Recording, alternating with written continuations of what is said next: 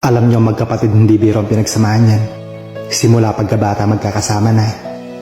Iisa lang ang pagkain pinagsasaluhan. Magkatabi sa pagtulog. Iisa lang ang dugo na nananalaytay sa inyo.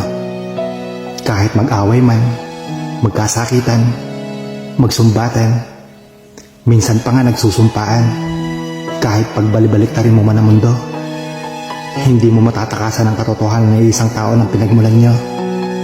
Masaya man o malungkot, away man o bati, mananatili pa rin yung pagmamahal.